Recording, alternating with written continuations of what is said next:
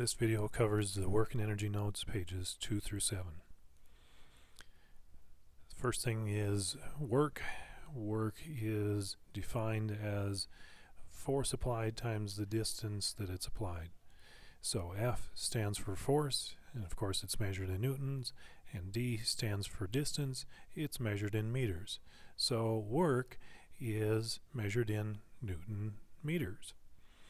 There is an abbreviation for a Newton meter, and that is the joule, Joule, named after James Prescott Joule, a British physicist. You may use Newton meters or you may use joules. When you calculate work with this equation, remember that the force is the net force on an object. So in this situation, the net force is 3 newtons. In this situation, the net force forward, we're pushing the lawnmower forward, it would be the length of the red component, the forward component. So be careful of that. Work can be done against gravity, like when you lift something. Work can be done against friction, like if you're pushing something across the floor. Work could be done against another person, like if you are having an arm wrestling match. When lifting at a constant speed, the force required is equal to its weight. And remember, weight is equal to mass times acceleration due to gravity. W equals mg.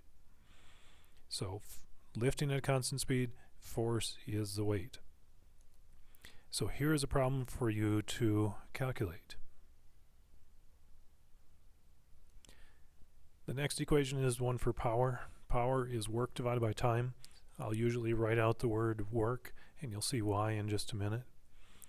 Work is measured in either Newton meters or joules, and time is measured in seconds. So a Newton meter or a joule per second is a watt. And you can see, because work could be abbreviated with a capital W and watt could be abbreviated with a capital W, I'll often use the words instead of just the letters. You may recognize watt from, say, light bulbs, 75 watt light bulb, and we'll talk more about that in just a moment. You might also recognize power as sounding something like horsepower, and 1,000 watts is the same as 1.4341 horsepower, or you could say 1 horsepower is 746 watts. We will not be calculating in horsepowers, but you could use it kind of to get a sense of what a watt is. So here is a problem for you to calculate. Now, if you want to find your power, well, of course, power is force times distance divided by time, because work divided by time. And so force to lift you is your weight in newtons, and the distance you're going to lift yourself is the height in stairs. So you can run up a flight of stairs, and if you don't know your weight in newtons, but you know your weight in pounds, you can use this equation. And from that, you can find your horsepower. This page gives you an idea of what 60 watts is like.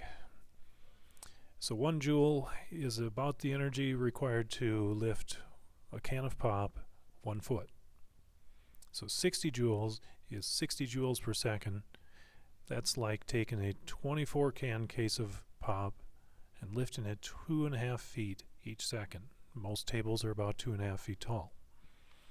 So the next time you leave a 60 watt light bulb on in a room when you're not there, imagine how tired you'd get lifting a case of pop onto a table every second for an hour or 2. Turn off the light, save some energy. And that is the end of the video.